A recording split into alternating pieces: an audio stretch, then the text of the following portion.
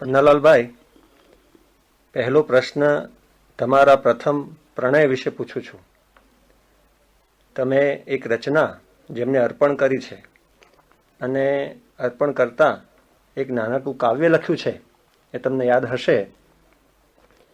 ચગીતી પૂર્ણિમા ધરાએ ભૂલી ગઈ ઘડીકભર ક્લેશો જીવનના, અને ત્યાં છંછેડ્યા સહુ પ્રથમ તારો પ્રણયના, તમે બે રાધાએ. નહીં નહીં પ્રિય બે નવ હતા, ત્રણેય અદ્વૈતે ને અમૃત રસમાં એક જ હતા ઘડી માટે. ઘડી માટે ના ના, વહ્યા વર્ષો ચાલી તદપી ઉરતો એ રણઝણે, તમે જે છંછેડ્યા સહુ પ્રથમ તારો પ્રણયના. તમારા લેખનની એક ખાસિયત છે પ્રેમની લાગણીનું સૂક્ષ્મતાથી અને તીવ્રતાથી નિરૂપણ.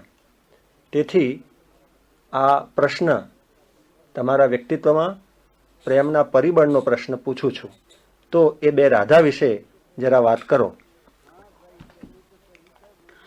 હા ભાઈ, તમે તો કવિતા બોલીને અત્યારે જ મારા હૃદય રણજણતું કરી દીધું.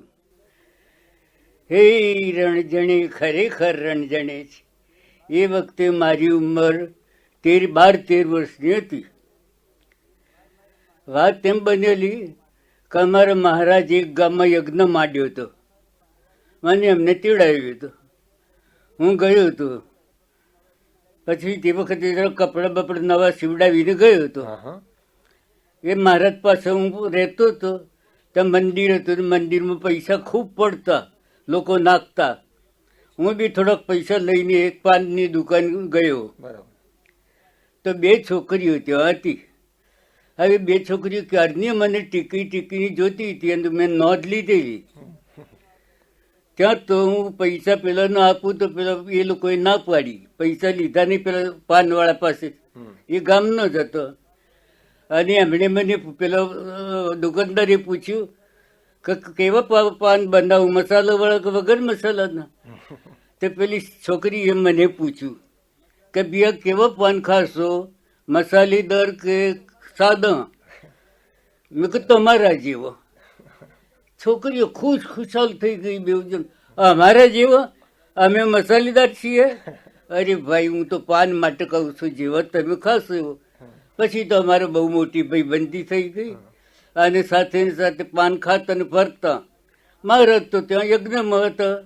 આમ મને ખૂબ લાગણીઓ એ લોકોએ દેખાડેલી અને એટલો બધો પ્રેમ કરેલો કે હું નવાઈ પામી ગયો કે સારું આ છે શું, કેમ હું અહીંયા વળીને ત્યાં જ જઉં.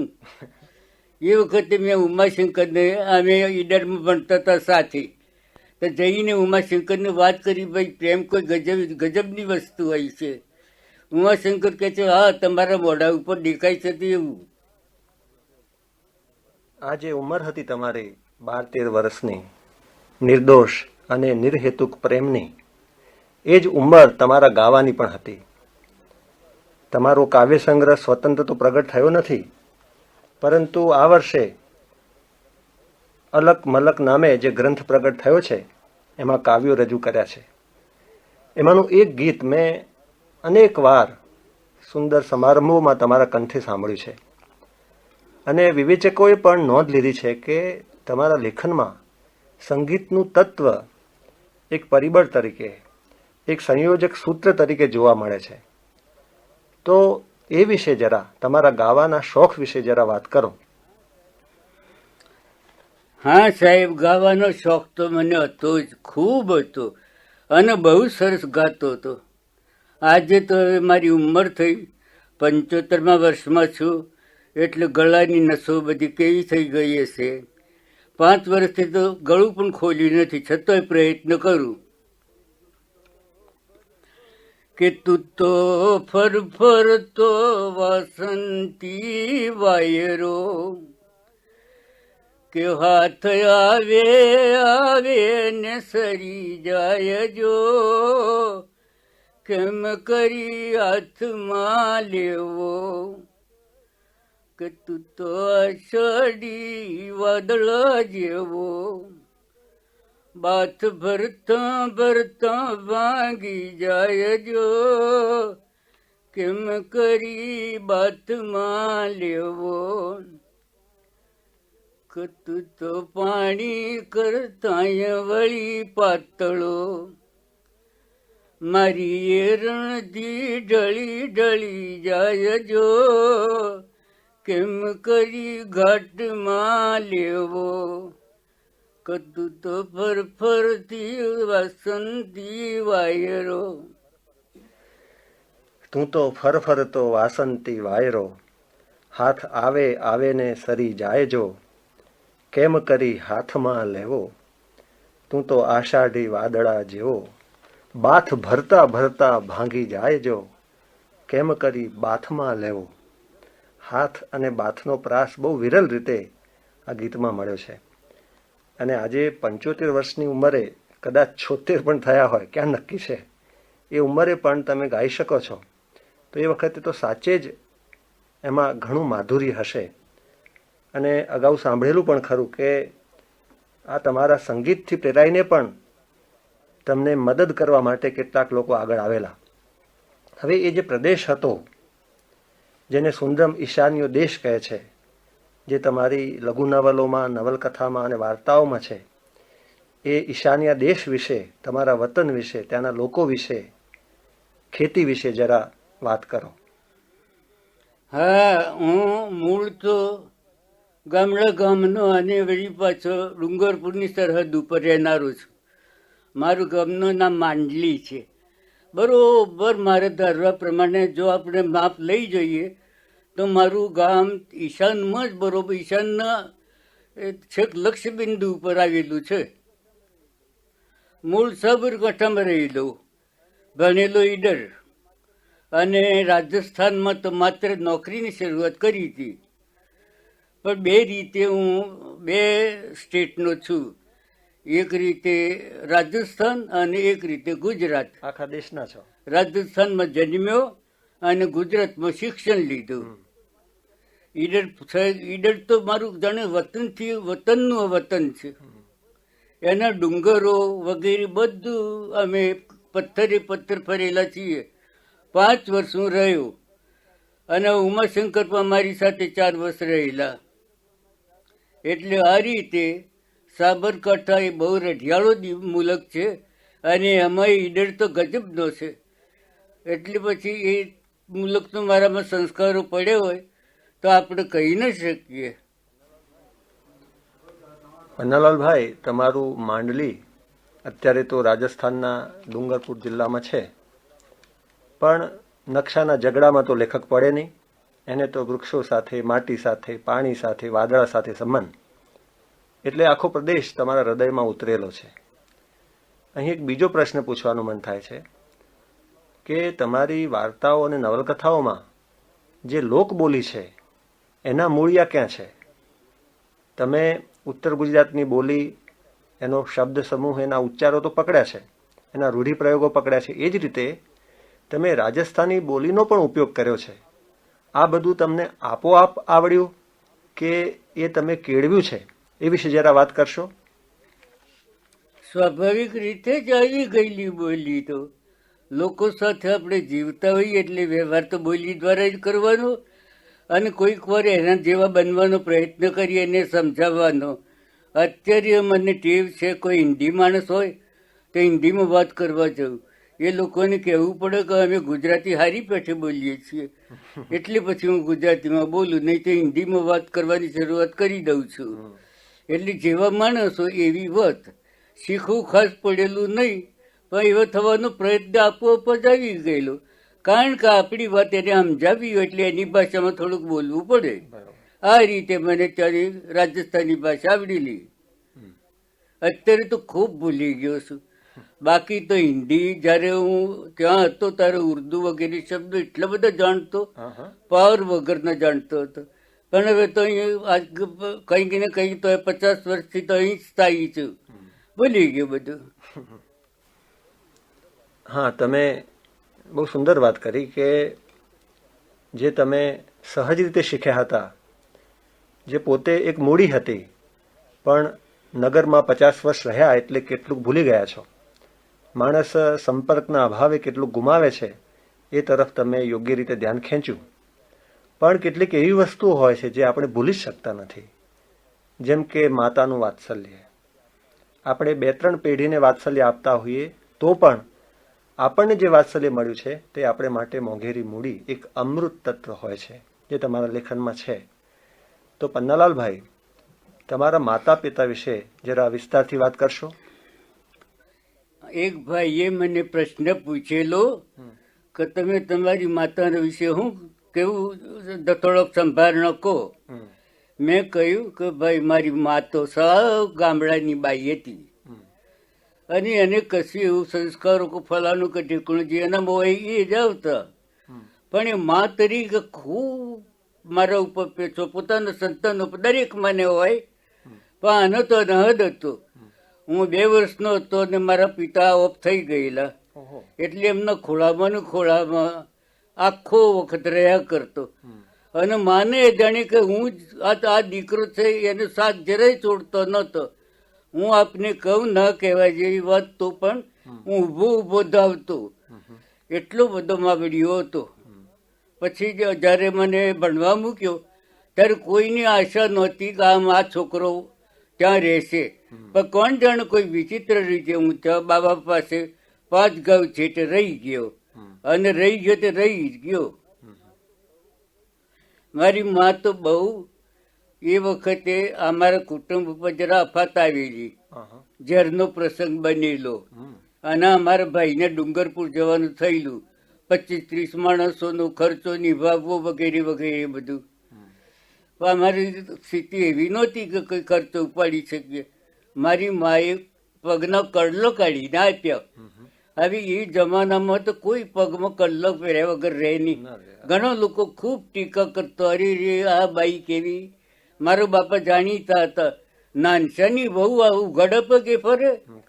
પણ એમણે મારા ભાઈએ ના કહ્યું, મોટા ભાઈએ, તો પણ એ ન માન્યા ને આમ દઈને એને આપ્યા. આવી મારી માં હતી. પણ હું આપને કહું, બહુ આ કલ્લાએ કેટલો બધો એમને કુદરતી રીતે એનો જશ આપેલો. એક વખતે એ લોકો જંગલમાં ઘાસ કાપવા ગયેલો મારી મા વગેરે. તો ભીલ પડે, છપના કાળનો સમય થોડોક પછીનો ભીલ પડ્યા. તો આ લોકો ભાગમ ભાગમ મારી બહેનોને વગેરે નસી ગયા. મારી મા સંતાઈ ગયા. પેલો લોકોએ મારી માને પકડ્યો, અને એના કલ્લો કાઢી લો. પેલો એક જણ તરવા તાણ્યું, વાર આવતી હતી, પેલો નાસી ગયા એ લોકોને કહેવાથી.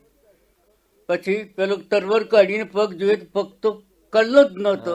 બચી ગઈ મારી માં, નહીં તો ઝટકો મારીને કાપવા ન જતા.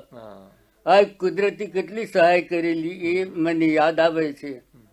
અને આ રીતે મારી માને ઉઠતું ભગવાને મદદ કરી.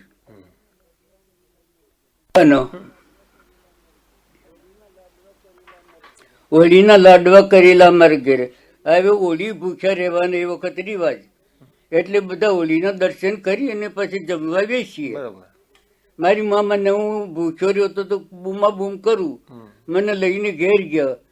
કોઠલામાંથી કથરોટ કાઢવા ગયા તો છાતી આવતી વાગી, ખાલી ખમ. અને કેમ આમ? તો ગામના બીજા મોટિયારો મારા ભાઈના ભાઈબંધો બધો ખાઈ ગયેલા. મારી મા તો પછી છોકરીઓ, મારી બહેનો બધી રડારડ કરવા માંડી. મારી મા એવું કહ્યું કે જુઓ, તહેવારના દિવસ કોઈને બાંટશે નહીં. આપણા ઉપર હેત હતું તો એ લોકો છાના છાના ખાઈ ગયા. એટલે આવા મારી મા હતા. આપણા કવિ રાજેન્દ્ર શાહની પંક્તિ છે, ઘરને ત્યજીને જનારને મળતી વિશ્વ તણી વિશાળતા. તમને માતાનું વાત્સલ્ય મળ્યું અને તમે કંઈક નાની ઉંમરે ઘર છોડ્યું, એ પછી તમને ધરતી માતાનું વાત્સલ્ય મળ્યું. એ તમારી યાત્રા ઘણી લાંબી છે, તમે ઘણું સહન કર્યું છે. એ વિશે વાત કરીએ પહેલાં, તમે કઈ ઉંમરે ઘર છોડ્યું અને ત્યારે રસ્તો કરવામાં તમારી પોતાની કોઠાસૂઝ કેવી રીતે મદદરૂપ નીવડી, એ વિશે જરા વાત કરો.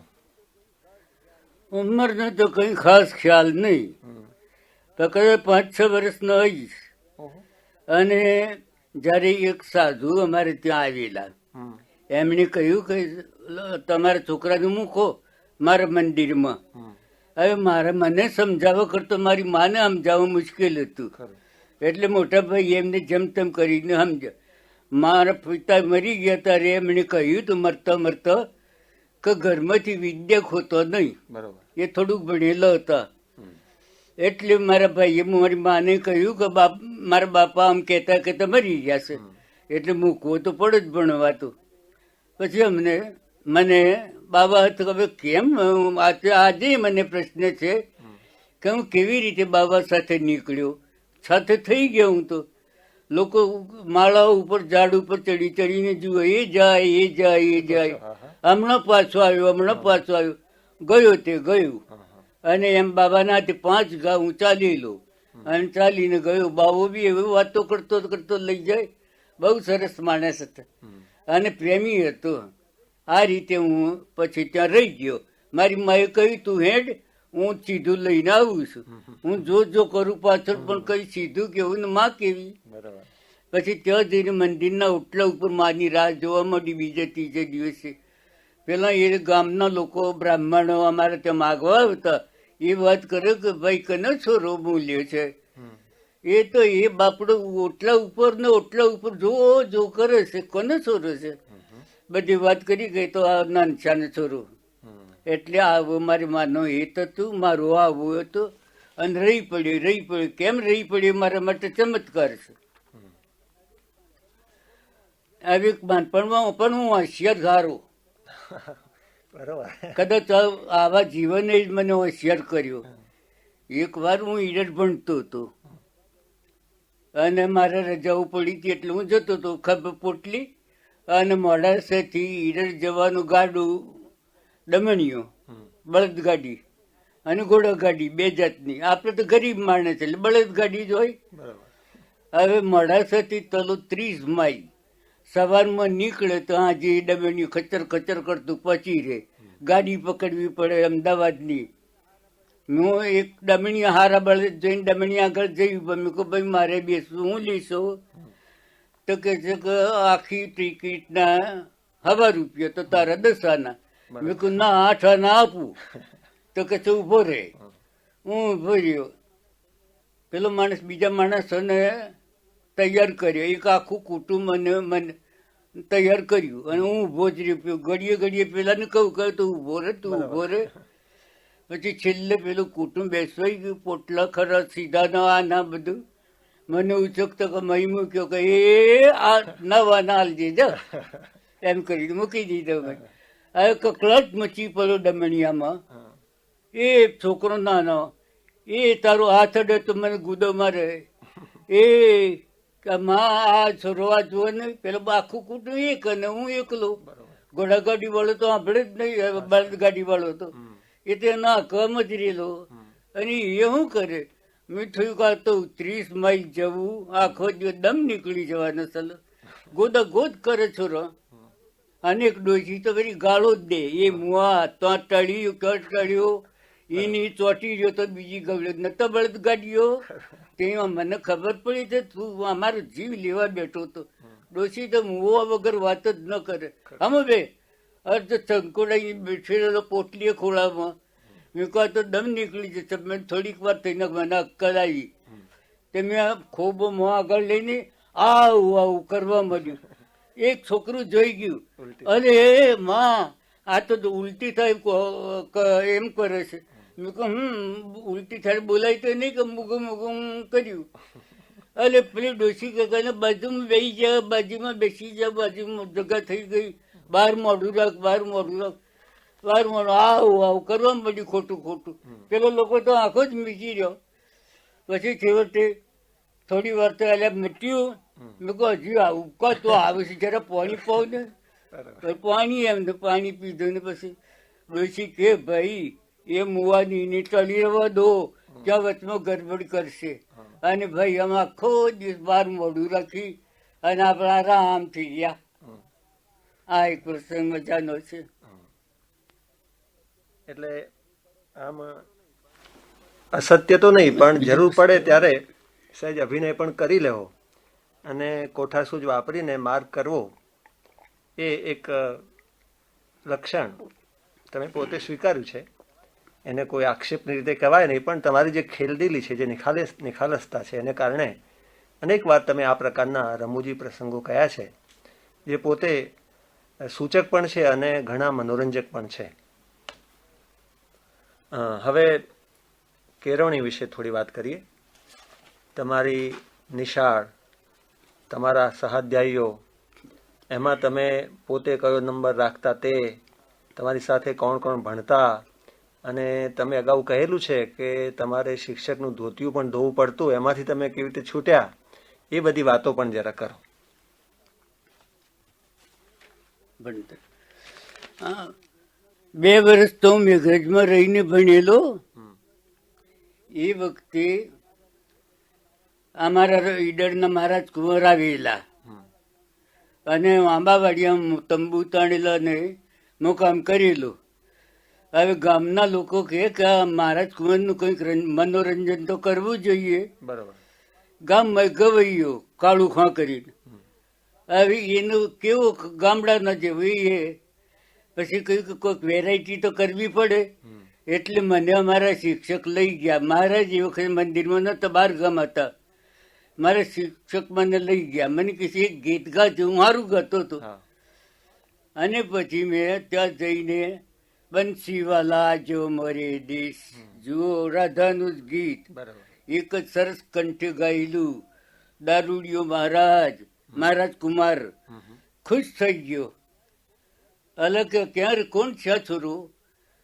માસ્તરે કહ્યું કે ખેડૂતનો દીકરો છે ને મંદિરમાં રહીને ભણે છે સાધુ. પછી નહીં કે ટાબરાને ઈડર બોર્ડિંગમાં ભેજો જાય. મારવાડી હુકમ લખાવી દીધો એમણે તો. પછી સાહેબ ઈડર બોર્ડિંગમાં તો 5મા ધોરણથી અંગ્રેજી આવે એટલે અંગ્રેજી ભણનારા જ રહેતા હતા. હું તો ત્રીજીમાં. હા, એટલે હવે મુશ્કેલી તો કઈ મને તો નડીને ઈડર મહારાજ કુંવરનું હતું. શિક્ષકોને બધાને નવાઈ લાગી કે ભાઈ આ ક્યાંથી આપણે રાખીશું, રાખવું જ પડે. અને એ રીતે હું રહેલો ત્યાં. તો શહેર વટાવીને મારે ગામડાની પેલી ગુજરાતી શાળામાં જવું પડતું, મુશ્કેલીઓ પડતી. ત્યાં બીજા વર્ષે ઉમાશંકર આવ્યા. હવે એક મુસલમાનનો છોકરો અમને બહુ વિતાડે. પછી મારો નંબર હું પહેલો બીજો રાખતો. સરદારમલ કરીને એક છોકરો વધારે હોશિયાર, એ પહેલો નંબર રાખે એટલે પહેલો નંબર હોય એ જ મોનિટર થાય. પછી જેઠાલાલ દરજી માસ્તરનું કામ કરતો, ચૂલો હળગાવો, ધોતિયું ધોવું વગેરે વગેરે બધું એ મોનિટર જેવો. પછી હું મોનિટર. પછી મને થયું કે ચાલો આપણે હું હોશિયાર બધા. સરદારમલ મારો દોસ્ત, બીજી રીતે હું હોશિયાર. બીજો નંબર તો ખરો જ મારો. પછી મેં હતું તે પેલા એક મુસલમાનનો છોકરો હતો, એને કહ્યું તો એને બી બનાવી દઈએ મોનિટર. એટલે એને બી બનાવી દીધી. એ ખુશ થઈ ગયો, કારણ કે અમને વિતાડે નહીં એટલે. અને ચોથો હું, એમ 4 મોનિટર અમે હતા. મુખ્ય બધામાં હું જતો. એક વાર જેઠાલાલ માદો પડ્યો. શિક્ષક કચેરી જેઠાલાલ તો રજા પર છે, આપણું ધોતિયું કોણ જોશે? મારા સામે જઈને કહે પન્નાલાલ તું જોજે. મેં કહું સારું સાહેબ, આ ખુશી જ દેખાડવી પડે. સારું સાહેબ, સારું સાહેબ. અને ધોતિયું બી ખરેખર સરસ ધોયું. બાજુમાં જ મહેતાબજીનો કૂવો હતો. કોઈક વખત તો કોષ ચાલે એ વખત તો ઠીક, નહીં તો ત્યાં રસ્સી અને ડોલ રહેતી, પાણી ખેંચીને ધોતો. સરસ પહેલા દિવસે ધોયું. માસ્તર તેઓ ધોતિયું પાટલી ચીપતા આવ્યા. એટલે કાલે કોણે ધોતિયું ધોયું હતું? બહુ સરસ ધોયું. બધા કે પન્નાલાલ મને ફાળતો પડી, પણ મેં જ કહ્યું કે જસ લેવા. પણ તો માસ્તર કહે તું ધોજી. ઓ મને મનથી હા સાહેબ ખુશી તો ખૂબ દેખાડી. બીજે દિવસ જેઠાલાલ આવ્યો. મેં કહ્યું ભાઈ તું તારું કામ સંભાળી લે, ધોતિયું ધોઈ નાખ. બીજા છોકરો વધારે જેવો કે એ જેઠાલાલ ન ધોતો પન્નાલાલ ને કહ્યું છે સાહેબ. પછી જેઠાલાલ શું કરવા અડે? ભાઈ મારે માથે તો ગળે પડ્યું ધોતિયું. રોજ મને તો હું થાય ધોતિયું તો કોને ગમવું? 2-4 દિવસ તો ધોઈને એક દિવસ હું ધોતો હતો. ડોલથી પાણી ખેંચીને ધોવાનું હતું. મહેતાબજીના 2 શિકારી કૂતરા હતા, એ બગીચામાં રહેતા હતા. તે બે કૂતરા લડતા લડતા આવ્યા મારી એ બાજુ કુવા તરફ. મને એકાએક અક્કલ સૂજી આવી, પેલા ઘોડાગાડી જેવી. પછી મેં તો ડોલમાં પેલું ધોતિયું નાખીને નાખ કુવામાં આજુબાજુ જોઈ, વચ્ચે વાડ હતી મોટી થોડીઓની. બૂમો બૂમ કરી મૂકી. કુંડીમાં બાજુની કુંડીમાં પડ્યો ને પાણીથી શરીર પલાળી નાખ્યું. સાહેબ મરી ગયો મરી ગયો. અડધી નિશા દોડી આવી. હું થયું? શિક્ષક તો બાપડો કાપને બધું પૂછ્યા હું થયું? હું જોરે સાહેબ ધોતિયું કુવામાં પડ્યું. અરે મરવા દે, પણ તને હું કુવામાં પડતો જ હતો, પણ કુંડીમાં પડ્યો. અરે કઈ વાંધો ને મરવા દે, પણ સાહેબ ધોતિયું મરવા દે, ધોતિયું બોત્યું. મને લઈને ગયા ને ધોતિયું ગયા એમને તથી આપ્યું. અને પછી એમને ક્લાસમાં આવીને હુકમ કરી દીધો, કાલથી કોઈને ધોતિયું ધોવા જવાનું નહીં. અને બાઈવાળી પાણીની બાઈવાળી તેને કહ્યું કે તું ધોઈશે, તડક પૈસા આપીશ. અને આ રીતે ધોતિયાનો મચી આખા બધા છોકરા છૂટી ગયેલા. એ સારું થયું, તમે છૂટ્યા અને બીજા વિદ્યાર્થીઓને પણ આ વેઠમાંથી છોડાવ્યા, એ બહુ સારું થયું. હા, તો તમે 4 ધોરણ ગુજરાતી અને 4 ધોરણ અંગ્રેજી એટલું શિક્ષણ લીધું, અને આ ગાળામાં તમને ઉમાશંકરનો પરિચય પણ થયો. એના સંસ્મરણોમાં ઉતરીએ તો કલાકો જાય, પણ એમાં જે યાદ આપવા જેવી વાત છે તે છે કે વચ્ચે એક દાયકાના ગાળા પછી તમે ઉમાશંકરને મળ્યા અને જીવનનો બીજો તબક્કો શરૂ થયો. તમે તો કલ્પના પણ નહોતી કરી કે લેખક થવાના છો, અને તમે જાણ્યું કે ઉમાશંકર લેખક થયા છે. આમ તો તમે મિત્રના દાવે મળ્યા, પણ તમને ઉમાશંકરે કહ્યું કે લખો. એમાંથી જે તમને પ્રેરણા મળી એની વાર્તા પણ સ્વતંત્રપણે ઘણી રોચક છે. તો જે લેખકોએ, વિવેચકોએ તમને એ તબક્કે મદદ કરી, કેવી રીતે મદદ કરી એની વાત કરો. એ વખતે હું લેખક થઈ પહેલા 16 કલાક નોકરી કરતો હતો. એક સજ્જનને ત્યાં રહેતો અને જમવા રહેવાના માટે બદલ એમનો છોકરો ભણાવતો, બજારના ફેરા ફાંટા કરતો. મને કોઈકે વાત કરી કે ઉમાશંકર જોશી કવિ થયા છે. અલે ભાઈ, ઉમાશંકર જોશી તો મારો મિત્ર છે, અમે 5 વર્ષ સાથે રહેલા છીએ, આપણે મળવું તો જોઈએ. તો મેં એમનું સરનામું મેળવીને એ મુંબઈ હતા ત્યારે કાગળ લખ્યો. કાગળમાં પહેલી લીટી આજે યાદ છે, મુંબઈ તણી સડકો ઉપર કઈ મોજથી ફરતા હશો. સરસ કાગળ લાંબો લખેલો. અને પછી ઉમાશંકરનો જવાબ આવ્યો કે તમે મને મળજો, હું આવું છું. અને અમદાવાદમાં ત્યાર પછી ગાંધીજીના પ્રમુખ નીચે પણ આ નીચે સાહિત્ય પરિષદની સભા મળેલી. હું તે વખતે ઉમાશંકરને મળવા ગયો. તો ઉમાશંકર બહુ એ ઐતિહાસિક દિવસ છે, બહુ લાંબુ તો નહીં બોલીએ, પણ ઉમાશંકરે મને હોટલમાં લઈ ગયા અને સુંદરમની 2 જણા હતા ને હું. ચા પીતો પીતો ઉમાશંકરે મને કહ્યું કે પન્નાલાલ લખો તમે. મેં કહ્યું લખું તો ખરું, પણ હવે શું ખબર પડે કેવું લખાય છે. હું તમે તો મુંબઈ સુંદરમની ઓળખાણ કરાવી કે અમને દેખાડજો. સુંદરમનું સરનામું આપ્યું. મારા નોકરીનો સમય થઈ ગયો એટલે હું સાયકલ ઉપર ચડી ગયો. અને કવિતા તો મને જરા શોખ તો ખરો, પણ ગાવાનો શોખ એટલે કવિતાનો થોડો ખરું. પછી કવિતાઓ લખવાની શરૂ કરી દીધી મેં તો. હવે સાહેબ, બીજો ચમત્કાર એ બનેલો કે હું મૂળ તો ઓઇલમેન હતો. ઓઇલનું જ કામ, હાથમાં કુપ્પી, કપડા બધા ઓઇલ ભર્યા. પણ એ દિવસોમાં શાહપુરનું કારખાનું સાબરમતી ગયેલું, એટલે મને ટેબલ ખુરશીનું રીડિંગ લેવાનું આપેલું, થોડું ભણેલું એટલે.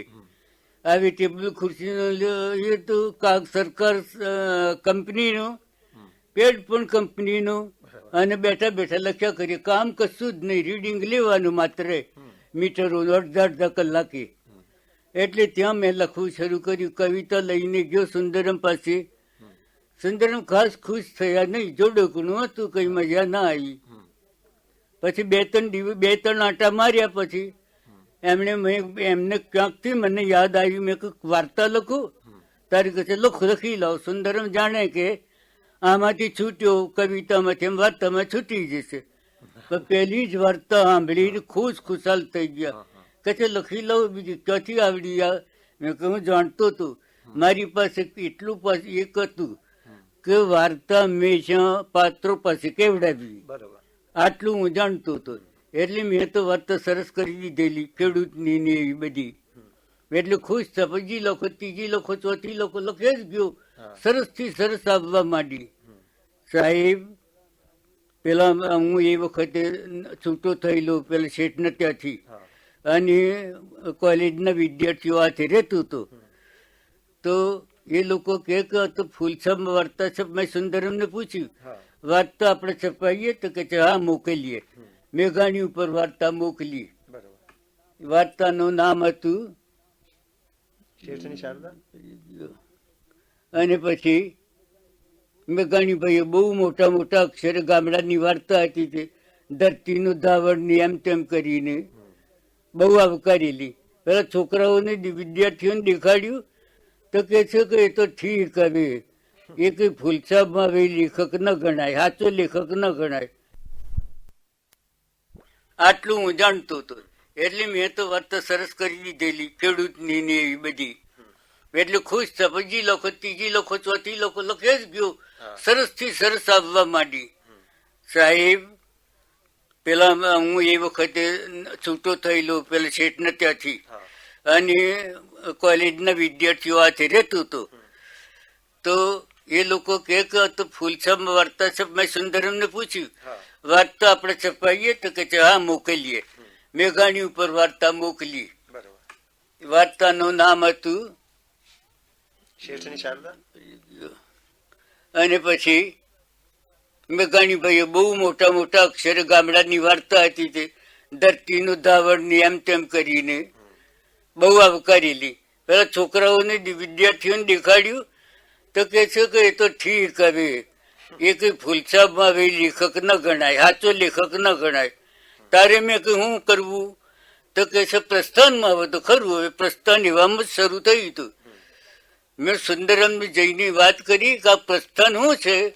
તો કે છે ઊંચી જાતનું સામયિક છે. મેં કહે એમાં આપણી વાર્તા ના આવે? તારે કે છે મોકલીએ. કંકુ મોકલી, અને સાહેબ મુહૂર્તમાં જ કંકુ પાછી આવી. પાઠક સાહેબે લખ્યું હતું કે કામની નિર્બળતા છે તે ભાઈને કહેજો બીજી કોઈ વાર્તા લખે. આમ નિરાશ તો થઈ ગયેલો, પણ હું હાર્યો નહીં. બીજી આપી, ખુશ થઈ ગયા પાઠક સાહેબ. મને કહે છે, મને એમને બોલાવી 2-1 વાર્તાઓ થઈને. મને કહે છે તમે 12 મહિના પ્રસ્થાનની કેટલી વાર્તાઓ આપો? મારા મોઢે તો 12 મહિનાની 12 અને અધિક મહિનો તો 13. કારણ કે પ્રસ્થાનમાં આવે તે મોટી કીર્તિ હતી, પૈસા તો ક્યાંય મળતા નહોતા. એટલે મેં કહ્યું સાહેબ 5-6 આપીશ. કે છે ભલે ભલે તમે આપજો, પ્રસ્થાન આજથી તમારા પર હું મોકલીશ કોમ્પ્લિમેન્ટરી. અને એ રીતે હું લેખક બની ગયો અને બહાર આવ્યો. મેઘાણીભાઈએ મને બહુ ટેકો કરેલો અને સારા સારા અક્ષર. વળામણા બહાર પડ્યું ત્યારે અમને ધરતીનો અરે પગલીનો પાડનાર દ્યોને ના દે એ ટાંકીને બહુ બહેલાવ્યું હતું અને ઘણા ખુશ હતા. એમ મેઘાણીની ઊંફ મળી અને ઉમાશંકર પછી તો અહીંયા આવ્યા હતા એટલે એમની ઊંફ મળી. અને સુંદરમ એટલે ઊંભે ઊભે મારા ભાઈ આપણે ટકી રહ્યા. નહીં પછી તો કીર્તિ કીર્તિ. લોકો ચમત્કાર કહ્યું, પન્નાલાલ એક ચમત્કાર છે. આમ ચમત્કાર આપણે બની રહ્યા છીએ. પન્નાલાલભાઈ, તમે ઉમાશંકર અને સુંદરમ સાથે રાવી પાઠક અને મેઘાણીને પણ યોગ્ય રીતે જ યાદ કર્યા. તમે પોતે જે સંસ્મરણો લખ્યા છે એમાં પણ મેઘાણીની હૂંફને યોગ્ય રીતે જ યાદ કરી છે. મેઘાણીએ તમને મળેલા જીવ લખવા માટે આમંત્રણ આપ્યું અને એને કારણે જે કંઈ ઘટના બની જેને તમે ચમત્કાર તરીકે ઘટાડો છો અને કદાચ કેટલાક વિવેચકો પણ ખુલાસો ન મળતા એને ચમત્કાર કહીને અટકે છે. પણ મારી દ્રષ્ટિએ ચમત્કાર નથી. એક શ્રમજીવી પોતાના અનુભવના ભાથા તરીકે સંસાર સમક્ષ આવે છે અને પેલું વ્યક્તિત્વ કે જેને પ્રેમનો સૂક્ષ્મ અનુભવ છે, જેના વ્યક્તિત્વને સંગીતનું પરિબળ છે, એવો માણસ આખા જગત સમક્ષ પોતાની જાતને ખુલ્લી રાખે છે, તો એ ચમત્કારને તમે કોઈક ચોક્કસ સંદર્ભમાં ઘટાવી પણ શકો. અહીં મને તમારા શબ્દો યાદ આવે છે જે મારી વાત નામના લેખમાં તમે કહેલા છે. મળેલા જીવ એ સાચે જ કોઈ વણપીછી પ્રેરણાને બળે જ લખાયું છે. એ વખતે અરે આજે મને પેલા ધીરોદાત્ત નાયકની પૂરી સમજ નથી કે નથી જાણતો વિવેચન યા એની પરિભાષા. પ્લોટ, રસ, વસ્તુ વિકાસ કે પ્રસંગની ગૂંથણી વિશે સવાલ પૂછો તો નાપાસ થઈને જ ઘેર જવા વખત આવે. એટલું જ નહીં, કોઈ કોઈ વાર કૃતિ કે પ્રસંગને હું કમાલ માનતો હું એ જ કાં તો કાચું પડીને ઊભું રહે છે. હવે આ વાત એક રીતે સાચી છે કે તમે તમારા લેખનનો પૂરતો ખુલાસો ન આપો. તેમ છતાં મને યાદ આવે છે કે જયંતિભાઈ દલાલ સાથે તમારી વાતો થતી. રેખાગતિ એ સામયિકો ચાલતા ત્યારે તમારી ગોષ્ઠી પણ જામતી અને એમાં જે કંઈ ચર્ચાઓ ગુજરાતી સાહિત્યની, પાશ્ચાત્ય સાહિત્યની થતી હશે એમાંથી તમને પ્રત્યક્ષ કે પરોક્ષ પ્રેરણા મળતી હશે. એટલે મારી વિનંતી છે કે રેખાગતિ અને જયંતિ દલાલ વિશે પણ થોડી વાત કરો. જયંતિ દલાલે મને ઘણી મોટી ઊંફ આપેલી. એ વખત રેખાગતિ એમને શરૂ કરી હતી અને મારા ઉપર એટલો બધો પ્રેમ. એકવાર મારો સસરો તથા મારો પત્ની ગામડેથી આવેલો, પહેલ બે પત્ની બીજા અણા જ હતો અને દલાલને ખબર પડી કે આના સસરાની એ લોકો આવેલા છે. તો દલાલે કૃષ્ણ સિનેમા નવું શરૂ થયેલું એમાંથી પાસ મેળવ્યા અને અમે 4 જણ, મારા સસરા, મારી પત્ની, હું અને દલાલ 4 જણ સિનેમા જોવા ગયેલા. એ પ્રસંગ બહુ આજે યાદ આવે છે.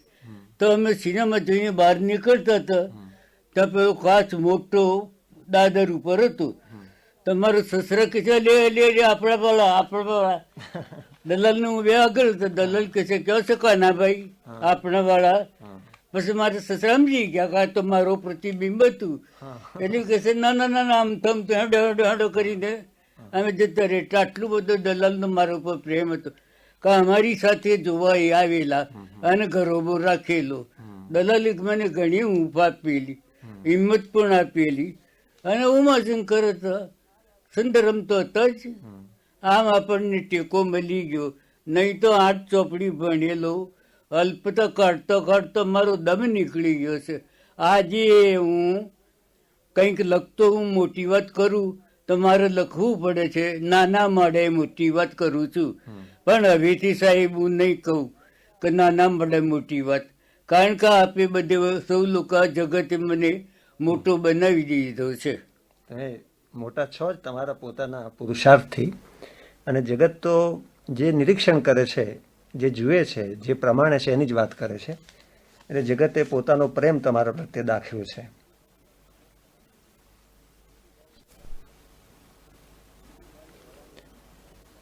જયંતિભાઈ વડામણાના બહુ મોટા પ્રશંસક હતા.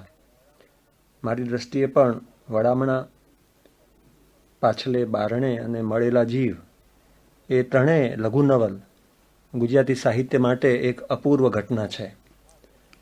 પણ ગુજરાત બહાર તમને લઈ જનાર કૃતિ છે તે અલબત્ત મળેલા જીવ તો ખરી જ, પણ સવિશેષ એ માનવીની ભવાઈ છે.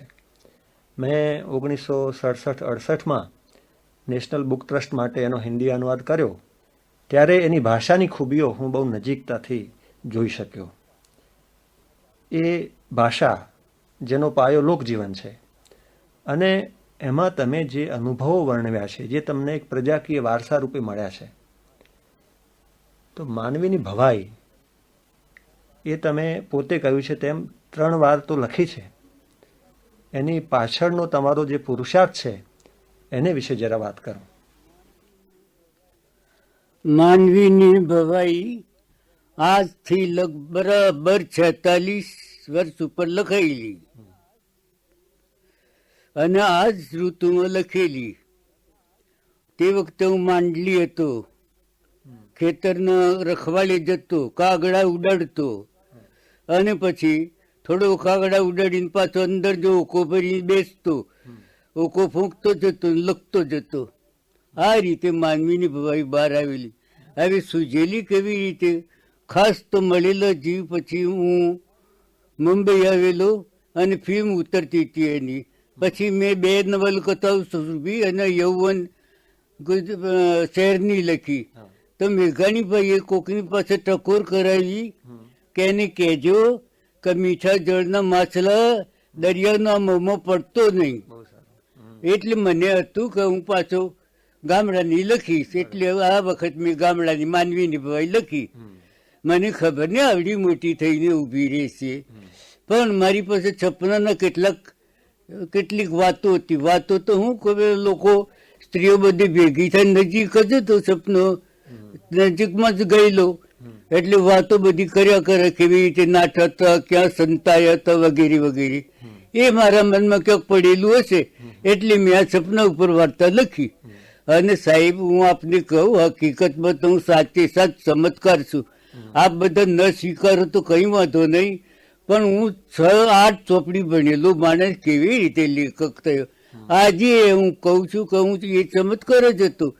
જેમ મળેલા જે ઉતરી આવી હતી 23 દિવસમાં લખી હતી, એ રીતે માનવીની ભવાઈ પણ ક્યાંકથી ઉતરી આવી છે.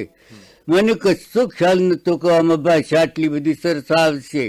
અને વાતમાં લખાઈ 3 વખત લખવી પડી. મારે એક જ ભાગમાં લખવી હતી, પણ કઈ બેઠું નહીં. એટલે પછી 3જી વખત લખી તારે લાંબી થઈ ઊભી રહી, નહીં બેઠી. મેં પછી મરવા દીધું મેં, અને પેલો ભાગ છપાયો. પછી પહેલો ભાગ છપાઈને બહાર આવીને લોકોએ જયારે વખાણ કર્યો ત્યારે હું બી નવાઈ પામ્યો કે ભાઈ ક્યાંથી આવી ગયું બધું. પછી તો મેં વાંચ્યું તો મને પણ સરસ લાગવા માંડી. આજે હું વાંચું તો ખરેખર મને મારી જાતનો હું મારા હાથે પીઠ થાબડું છું કે ખરેખર આ માણસે સારું લખ્યું છે. એટલે આ રીતે માનવીની ભવાઈ સહજ રીતે લખાઈ ગયેલી અને એને મને આટલો બધો મોટો બનાવી દીધો. માનવીની ભવાઈ તો માનવીની ભવાઈ સાચી સાચ જ છે. અને પછી મેં તે પછી તો આ બીજી રસ્તે ચડી ગયો પાછો. પણ દરેક વખત એવું ને એવું થોડું આવી શકતું હોય છે. લેખક છે એ પોતે પ્રયત્નથી નથી થઈ શકતો, એ કુદરતી છે. એટલે કુદરતી જયારે સારું લખાવવા હોય ત્યારે લખાવે, એવું છે. એટલે પુરુષાર્થમાં મારા હિસાબે તો કઈ જ નથી. કોઈ ઠેકાણે વિદ્યાર્થીઓને તો કહેવું પડે કે તમારું પુરુષાર્થ શું, તારો વિચારવું પડ્યું પુરુષાર્થ આપણે ક્યાં કશું કર્યું છે. આપણે તો લખતા જ લેખક થઈ પડ્યા છીએ. આમ વાતમાં લેખક થઈ પડ્યો છું. માનવીની ભવાઈ સહજ રીતે આવેલી છે અને એને એટલા માટે હું ચમત્કાર કહું છું કે આજે એને મને ક્યાં લઈ ગઈ છે હજી મને ખબર નથી. ભવિષ્યમાં હું સાધક માણસ છું અને ભગવાનમાં માનું છું, એટલે ભગવાન તો હું એ કરે ને કેવું કરી મૂકે એમ મને શ્રદ્ધા છે. એટલે હવે ભવિષ્યમાં જોઈએ. હા, તમારી આ વાત સાચી છે કે પ્રેરણા મળે છે, એટલે કે તમને અનુભૂતિ પ્રાપ્ત થાય છે. તમે એમ કહો છો કે પુરુષાર્થ નથી, એ તો તમારી નમ્રતા છે. બાકી તમે એક કૃતિને 3 વાર લખો છો, એમાં જે તમારી નિષ્ઠા છે, જે તમારી ગંભીરતા છે, અને એક કૃતિ 3 વાર લખવી એ શું, એ હું જાણું છું. એટલે એ બદલ તમને લોકો યશ આપતા હોય તો એ સ્વીકારવાની વસ્તુ છે. આ માનવીની ભવાઈ તમે 3 વાર લખી, એને કારણે તો તમે લોકબોલીની શક્તિ વ્યક્ત કરી શક્યા. અને ગુજરાતી સાહિત્યમાં એક અપૂર્વ ઘટના એ બની કે સરસ્વતીચંદ્ર પછી એક અભિજાત ભાષાનું ચલણ હતું અને લોકબોલીનો સ્વીકાર ન હતો. તે તબક્કે તમે લોકબોલીને સાહિત્યમાં દાખલ કરાવવામાં પોતાનું મોટું પ્રદાન આપ્યું. તમે સ્વીકાર્યું છે કે ઉમાશંકરનું એકાંકી સાપના ભારા એ લોકબોલીની શક્તિ દાખવતું પ્રથમ એકાંકી છે અને એથી પણ તમને પ્રોત્સાહન મળ્યું. પણ તમે બોલીની આટલી વ્યાપક શક્તિ અને સાહિત્યમાં એનો વિનિયોગ કરી શક્યા એ એક મોટી ઘટના જે બની છે એમાં તમારા શબ્દને ચમત્કારને વાપરીએ તો પણ હું ભારપૂર્વક કહીશ કે તમારો પુરુષાર્થ પણ અસાધારણ છે. આના સંધાનમાં તમે પછી ભાંગ્યાના ભેરું પણ લખી અને ગમ્મર વલોણું એ બે ભાગમાં આપી સમગ્રપણે લગભગ એક સદીને તમે આવરી લીધી અને એ રીતે જે જીવન તમે પ્રત્યક્ષ જોયું હતું તે અને જે પ્રજાકીય સ્મૃતિનો વારસો મળ્યો હતો તે બધાને તમે આપણી ભાષામાં મૂકી આપીને વાચકો પર મોટો ઉપકાર કર્યો છે.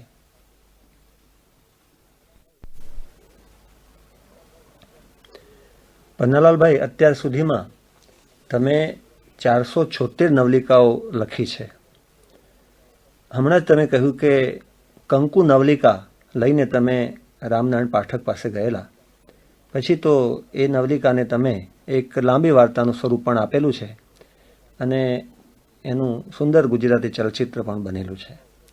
તમારી ઘણી નવલિકાઓ એવી ક્ષમતા ધરાવે છે કે જેમાંથી એકાંકી કે નાટક બની શકે, સુંદર ચલચિત્ર પણ બની શકે. મને તમારી નવલિકા વાત્રકને કાંઠે અત્યંત પ્રિય છે. કોઈ પૂછે કે તમારે એ યુગની 2 જ નવલિકાઓનું નામ દેવાના છે તો હું વાત્રકને કાંઠે અને લોહીની સગાઈ એની જ વાત કરું. તો આ સંદર્ભમાં મારે પૂછવાનું છે કે તમે તમારી 4-5 પ્રિય નવલિકાઓ વિશે વાત કરો અને નવલિકામાં ઘટના અને પાત્રનું શું મહત્વ છે એ વિશે પણ થોડી સ્પષ્ટતા કરો. મને ભાઈ આ ઘટનાની વાત કઈ ઘટના લોપની જે વાત ચાલતી એ કઈ સમજાતું નથી. જીવન હોય ત્યાં ઘટના તો બનવાની જ કે, એટલે પછી એમ મજા હું આવે કેવી વાત કરે, ઘટના વગરની વાત જ ન તો બોલવું જ નહીં, એ જ થયું. એટલે એ મને બહુ બેઠું નથી. અને હું તો મારી રીતે ભલે બધા કહેતા હોય કે આ તો કથા સરસ છે, પણ કથા એ જીવન છે અને એની પાછળ માત્ર માણસનો આત્મા કેવી રીતે કામ કરે છે, એની ચેતના કેવી રીતે કામ કરે છે, એ જે રીતે ગુપ્ત હોય છે એ જ રીતે વાર્તામાં પણ એ ગુપ્ત રહેતું હોય છે. અને એટલે હું કથામાં પણ માનું છું. કથા તો રસ તો રહેવો જ જોઈએ, પછી બીજું બધું એમ મારું માનવું છે. એટલે કેટલાક મને કથા માત્ર કથા છે તો પણ હું કોઈ એમાંથી નારાજ થતો નથી. ભલા માણસ નવલકથા છે તો કથા જ હોય કે બીજું શું હોય. એટલે એ રીતે હું હંમેશા વિરોધ કરું છું આ નવા લેખકો માટે. બાકી તો મારી રીત બરોબર જે લાગે કરે છે અને જો ચાલ્યું તો ઠીક, નહીં તો હરી ઈચ્છા. વાત્રકને કાંઠે મેં વાર્તા લખી તો એ કેવી કેવી ઘટનાઓમાંથી પસાર થઈ અને કેવી રીતે પાત્ર ઉપસી આવ્યું એ બધું ઘટના વગર કેવી રીતે આપણે દેખાડી શકીએ એ મને સમજાતું નથી.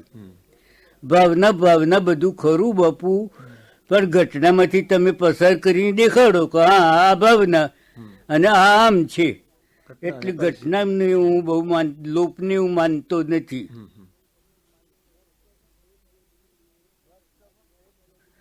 વાર્તામાં પહેલવેલી મેં મારી વાર્તા સુખ દુઃખના સાથી. હવે સુખ દુઃખના સાથી તે વખતે હું વીજળીના કારખાનામાં નોકરી જતો તો રસ્તા ઉપર આ લોકો બેઠા બેઠા માગ્યા કરતો, એમાંથી મેં ઊભી કરેલી. એટલે એ રીતે લખાયેલી. પછી ચિઠ્ઠીનો ભેદ બહુ સરસ રીતે મને સૂઝી આવેલી. એ લાંબી વાત છે થોડીક. એકવાર હું સુંદરમને ત્યાં મળવા ગયો તો તાળા ઉપર ચિઠ્ઠી હતી કે 10 વાગે આવું છું, બેસજો. એટલે હું ચિઠ્ઠી લઈને ઓટલે બેસી ગયો. થોડીક વાત થઈને એક બેન આવી, સુંદરમ નથી. મને થયું કે ભાઈ આ ચિઠ્ઠી તો કોતો આ બેનને જ લખી હશે, તો આટલું જ લખ્યું હતું કે 10 વાગે આવું છું, બેસજો. એટલે મેં એ ચિઠ્ઠી કાઢી પેલા બેનને ધરી દીધી. મેં કહું આ ચિઠ્ઠી મૂકી ગયા છે અને આવું લખેલું છે. બેન કહે છે મારે તો મળવું તું ને વખત સમય ગાડી જવાની છે, મારે તો સ્ટેશને જવું છે ને મળ્યા ને એમ લોચા વાળતી ગઈ. સુંદરમ આવે એટલે પહેલું જ મેં પૂછ્યું, મેં કહ્યું આ ચિઠ્ઠી તમે કોને માટે લખી હતી? તારે કહે છે તમને લખી હતી. મારો કોટો ઠંડો પડ્યો. કેમ પૂછવું પડ્યું? મેં કહ્યું એક બેન આવ્યા હતા, કહે છે નામ તમને જ લખી હતી. પછી મેં એ વાર્તામાં કેવી રીતે આગળ વધારી છે એ જેને અભ્યાસી માણસોના માટે જોવા જેવું છે. પછી તો મેં જાણે કે વાર્તામાં સુંદરમને પેલી બેન પાછળ દોડતા કરી દીધા અને દોડતી બસને ઊભી થોપ થોપ તો હું બૂમાબૂમ કરતું કરી દીધું. આ રીતે ચિઠ્ઠીનો ભેદ મને જડી રહી. પણ એ કેવી રીતે વાર્તા બને એ સહજ રીતે આવેલું, કંઈક ગોઠવતો નથી હું, એની મેટે જ બધું આવતું હોય છે, બેસતું આવે છે. અને મારામાં એક વિવેચક છે એવું મને લાગે જ છે, દરેકમાં છે, પણ હું મારી વાત કરું તો એ આ કે ના કે ન બેસે તો રહેવા દઉં. કોઈ વખત પાત્રો પણ કરીને ઊભો રહે તો એમને પછી રહેવા દઉં અને હું પાછું પાત્ર બની જાઉં. પછી હું મૂંઝવણ થઈ કે હું રસ્તો કહીશું એમ કરીને પછી આગળ ચલાવું છું.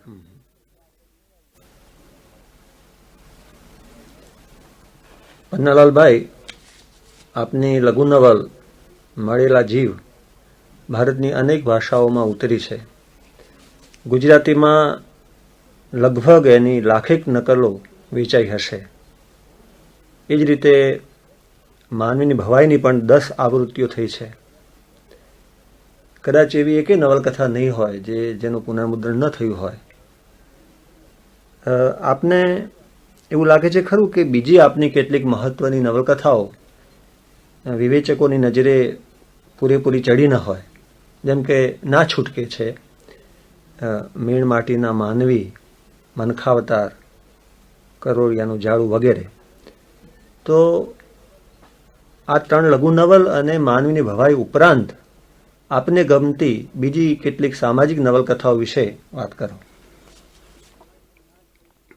મારી ના છૂટકે નવલકથા મને ખૂબ જ ગમે છે. આવી એમાં બન્યું છે એવું કે પરણ્યા પછી અડધી નવલકથા આગળ વધે છે. હવે વિવેચકોએ અને વાંચકોએ પણ કે જે પરણે એટલે તીસરી એમ માની બેઠા છે. એમને ખબર નથી કે મેં આ નવલકથામાં મારો મૂળ પ્રશ્ન જ આ છે કે સુખી નહીં થાય. દરિયાઓ અને રૂમાલ કરીને બારવટિયાના 2 છોકરો છે. હવે રૂમાલ એ બહુ ગુસ્સાનો એવો છે, એના બાપ જેવો બારવટીયો. એટલે લોકો કહે છે કે એની પર કે સુખી નહીં થાય. દરિયાઓ બહુ રઢિયાળી છોકરી છે. આ પાત્ર મને શામળાજીના મેળામાં જોયેલું અને વસી ગયેલું. એક આદિવાસી કન્યા પીઠી ચડેલી, એના હાથમાં તીર હતું અને ઊભી હતી. બસ આટલું જ મેં જોયેલું. પણ એટલી વસી ગઈ કે એનું દરિયાનું જ્યારે મેં પાત્ર લખ્યું ના છૂટકેનું ત્યારે એ જ આવીને ખડી થતી રૂબાબભેર. એટલે આ દરિયા બહુ રઢિયાળી છોકરી છે અને પેલો રૂમાલ પણ એવો મસ્તાન છોકરો છે. બેઉને પ્રેમ થાય છે. પેલો નથી પરણવા દેતા એની મા, બારવટિયા તો બેઉ વગડામાં છે. એટલે દરિયાની મા કહે છે કે નહીં પરણવા દઉં. પછી શું કરવું તો પેલી છોકરી તો કહે છે હું તો એને જ પરણીશ, બીજાને નહીં પરણો. આ લોકો બહુ ત્રેખડ કરે છે અને દરિયાને બીજા ઠેકાણે પરણાવી દેવાનો પ્રયત્ન કરે છે. અને પેલા રૂમાલને પણ એક બીજી સ્ત્રી વળગાડી દે છે. રૂમાલ પેલી હાથે વ્યવહાર રાખતો નથી. પછી છેવટે આ બધા પરણે છે. રૂમાલ જરા આકરો તો હતો જ, એ મારી બેસે છે કોકને, જેલમાં જાય છે. તો દરિયા એને પોતાનો કડલો વેચીને જેલમાં છોડી લાવે, દંડ વધારે આપીને. પછી એની જોડે પરણે છે અને છેવટે એટલી સુખી રૂમાલ એવો નીકળે છે કે એના માટે જાન આપી દે છે. આમ મેં સુખી બનાવ્યા છે. એટલે કે જીવ આપે એવો માણસ હતો, એ મારે દેખાડવું હતું. એટલી મેં લંબાવી તો આ ગમી નહીં. એ જ રીતે કરોળિયાનું જાળું મને લોકો વિવેચકો ખાસ કરીને કહે છે કે પન્નાલાલમાં ધ્વનિ નથી. તો મેં આ કરોળિયાના જાળામાં નામોલ્લેખ ક્યાંય થવા દીધો નથી. પણ એ નથી ઉકેલી શક્યા. એક ભાઈએ લખ્યું હતું કે નામ જ કેવું શક્ય, કરોળિયાનું જાળું ક્યાંથી લાવે છે આ, એમ ટીકા પણ કરી હતી. પણ એ ભેદ મેં હજી સુધી ખોલ્યો નથી કે કરોળિયાનું જાળું એનો બીજો અર્થ શું છે. એટલે આ રીતે કરોળિયાનું જાળું બહુ રઢિયાળી વાત. હું તો દરેકને વખાણ જ કરું ને, મારી પોતાની કૃતિ હોય એટલે.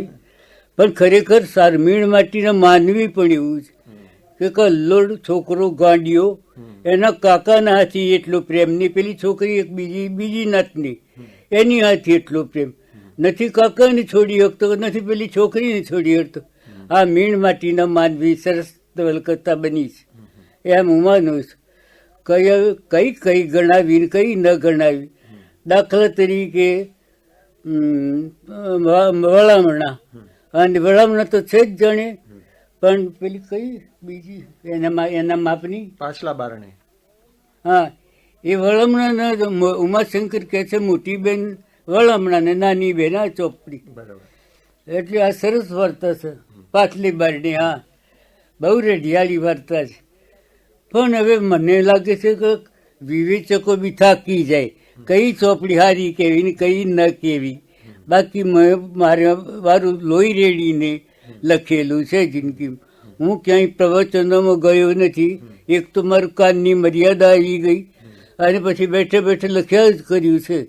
કેટલું બધું લખ્યું પાર વગરનું. હું પોતે જયારે મેં અલક મલક લખ્યું જોયું ત્યારે મને નવાઈ લાગી કે ઓ આટલું બધું લખ્યું છે. અને ઝડપ પણ એવી જ હતી. એ કુદરતી છે.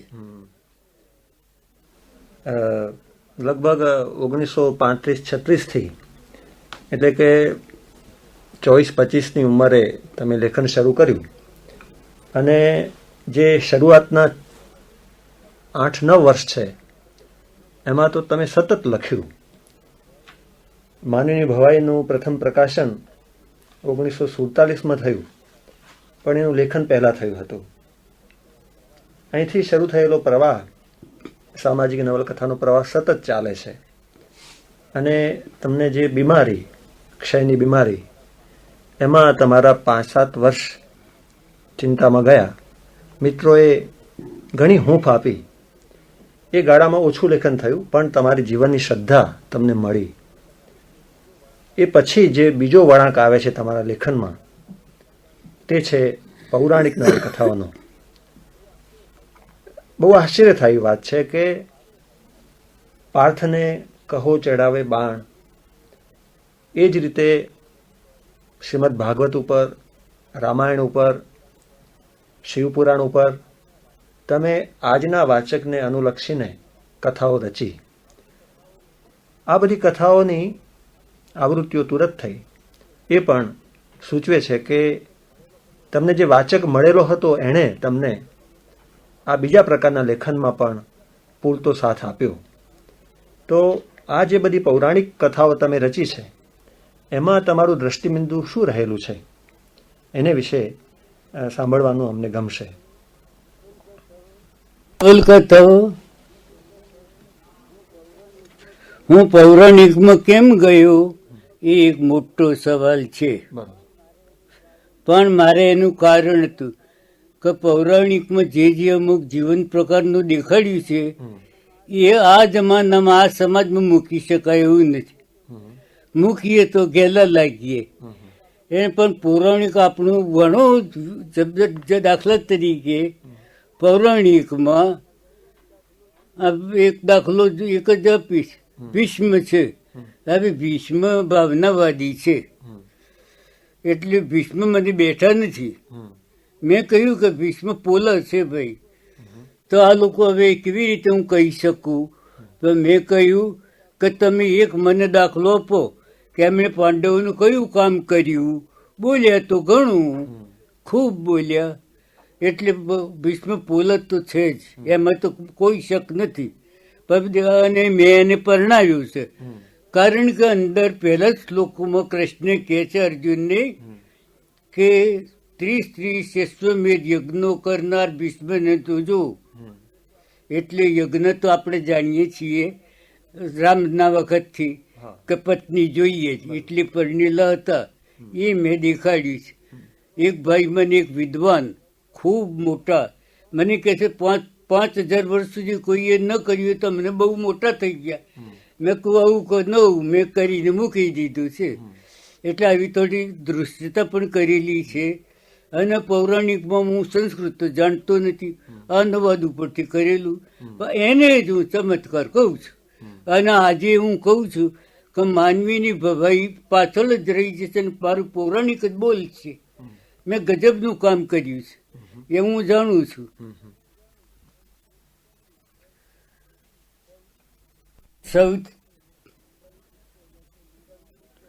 સૌથી પહેલા તો મેં મહાભારત ઉપર લખ્યું.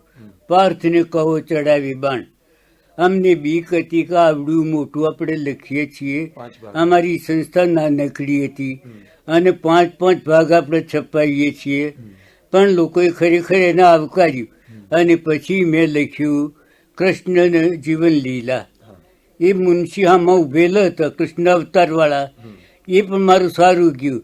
અને રામાયણ પણ મેં વાલ્મીકીને અનુસર્યું છું, એ રીતની એને પણ ભાગ લખ્યા. અને શિવ પાર્વતી એ તો ઘણું જ મોટું વસ્તુ છે અને મને સહજ રીતે ઉકલી ગયેલી. બહારથી શિવ પુરાણમાં જ નહીં પણ બહારના પણ ઘણા ઘણા પ્રસંગો આવેલા છે. આ રીતે મારો. અને બીજું કચ્છ દેવ્યાની, દાખલા તરીકે કચ્છ દેવ્યાની અને દેવ્યાની એ હતી. કચ્છને હું નગુણો ગણું છું. આ બધા વિદ્વાનો એને બહુ મોટો ધર્મ તો કૂટ્યા કરે છે. એટલે ભાઈ ધર્મ તો પેલી છોકરી હતી, દેવ્યાની હતી, અને એ જ એને શાપ આપી દીધો. પેલે કદી નથી, દેવ્યાની એને શાપ નહોતો આપ્યો. એને એમ કહ્યું કે તું જો આટલું બધું તાર મારી એનાથી વિદ્યા પામ્યો છે તો તું એને અનુસરીશ નહીં તો તને નહીં ફળે. દેખાતું હતું, નથી જ ફળી. આપણે જોઈએ છીએ કે દેવોએ કદી કોઈને સજીવન કરેલો આપણે જોતા નથી, એટલે નથી જ ફળી. અને એમ દેવ્યાની યયાતિને પરણી. હવે યયાતિમાં આ વિદ્વાનોએ શું કર્યું, 1000 વર્ષ યયાતિ ટક્યો હતો, અપ્સરાઓમાં એમ તેમ ફરતો હતો, એટલો બધો કામ યુક્ત હતો. તો આ લોકોએ સારું દેખાડવા માટે મંત્રથી ફેરવી નાખ્યો. યોગ એક માણસ એને સાધના આપી, એ રીતે ફેરવી નાખ્યું. આવું બધું કરતા હોય છે, મને ગમ્યું નહીં. અને પુરાણો આપણું ઘણા મોટા છે. જે અત્યારનું જીવન, જે મેં એક વાર્તા લખેલી છે, અદ્ભુત વાર્તા છે. એમાં એક પશ્ચિમી બાઈ છે, એ આજના જીવનની વાત કરે છે, પશ્ચિમના જીવનની. પેલી બાઈ કહે છે આપણા વાળી કે ભાઈ પુરાણોમાં તો અમે તો આ બધું જીવી નાખેલું છે. વાત ખરી, અપ્સરાઓ હતી, વસ્ત્રોનું ઠેકાણું જ નહોતું, આ બધું જીવી નાખેલું છે. અને પછી આ ઉપર આવેલા છે અત્યારના જીવન ઉપર. આપણું સંસ્કૃતિ ઘણું મોટું છે, પણ કેટલાકે દબાવી દીધેલું છે. એટલે એ બધી મેં બહાર કાઢ્યું છે. એ કદાચ ન પણ ગમે ઘણાને, પણ હકીકત છે.